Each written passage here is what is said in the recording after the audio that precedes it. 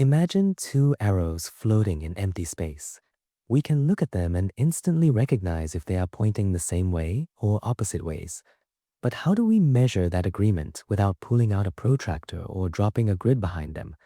At the extremes, it is obvious. If both arrows point dead east, they are in perfect alignment. If one points east and the other west, they are completely opposed. Look at this gauge tracking a stationary and rotating arrow, quantifying how much these directions agree. Notice the reading drops, hitting a clean 0 at 90 degrees, perfectly perpendicular. Past that threshold, it falls below 0. Negative alignment means they point away from each other. Long before anyone wrote down a formula for this, alignment was a physical reality. It is a geometric relationship that exists in the world, waiting to be measured. This diagram shows exactly how we take that measurement. Imagine a theoretical light shining directly down onto the first arrow. It casts a shadow straight onto the second arrow. In mathematics, we call that shadow a scalar projection. Watch what happens to the shadow. The closer the two arrows get to aligning, the longer the shadow becomes. When they drift apart, the shadow shrinks. Because we are dealing with right triangles, the length of that shadow is directly tied to the cosine of the angle between our two arrows. Trigonometry naturally maps the relationship. We write this relationship as a magnitude multiplied by another magnitude times the cosine of the angle theta.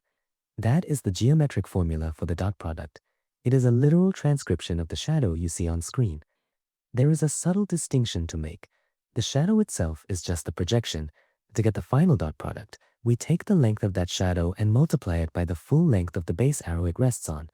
So the equation is not an arbitrary rule handed down in a textbook. It's a precise, formal language describing a physical projection happening in space. Measuring shadows and angles works well in a geometry class, but computers do not have eyes. To let a machine do this, we have to translate that physical projection into raw numerical data. Here is a coordinate grid showing two arrows defined by x and y components, 3, 1, and 2, 4. The algebra is straightforward. Multiply the matching x's, multiply the y's, and add the results. Here's the duality. That raw arithmetic perfectly encodes the physical shadow. This gives us some very clean rules to work with. If two arrows sit at exactly 90 degrees, their dot product is 0. A vertical object casts no horizontal shadow. If they point the exact same way, the shadow is as long as possible, maximizing the product. If they point away from each other, the shadow falls backward, creating a negative result. Whether you map the physical angles or multiply the coordinate lists, the result is the same. The dot product is an absolute truth test for alignment, but angle is only half the story. To understand what this number represents, we have to address length. Watch the output value here. The angle isn't changing at all. Because we are stretching the arrow, increasing its magnitude, the final dot product grows right along with it.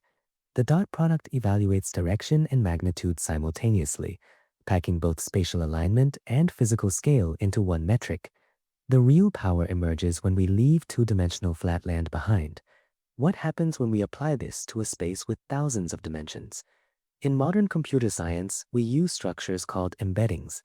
These are massive arrays of numbers that allow machines to plot abstract concepts, like a word or an image, as a single vector in a high-dimensional space.